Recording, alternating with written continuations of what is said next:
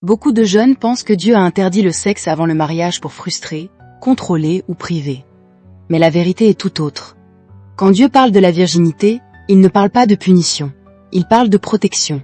Le monde dit, fais ce que tu veux de ton corps. Teste avant de t'engager. Si tu aimes, c'est normal. Mais Dieu dit autre chose.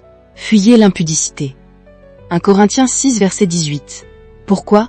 Parce que le sexe n'est pas juste un acte. C'est un lien, c'est un attachement, c'est un échange. Dieu sait que tout ce qui crée un lien trop tôt peut produire des blessures trop profondes. Des attachements toxiques, des souvenirs qui hantent, des comparaisons dans le mariage, des âmes liées à des personnes qui ne sont plus là. La virginité, selon Dieu, ce n'est pas tu n'as pas le droit, c'est sale, Dieu est dur. La virginité, selon Dieu, c'est tu es précieux, je veux te préserver, je veux t'éviter des cicatrices inutiles. Proverbe 4 verset 23. Garde ton cœur plus que toute autre chose. Dieu commence par le cœur, parce que le corps suit toujours le cœur. La modernité dit, le corps d'abord, le cœur après. Dieu dit, le cœur d'abord, le corps au bon moment. Et ce bon moment, ce n'est pas quand la pression devient trop forte, ce n'est pas quand tout le monde le fait, ce n'est pas quand tu as peur de perdre quelqu'un.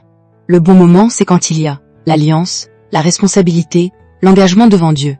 Hébreux 13 verset 4, que le mariage soit honoré de tous, et le lit conjugal sans souillure.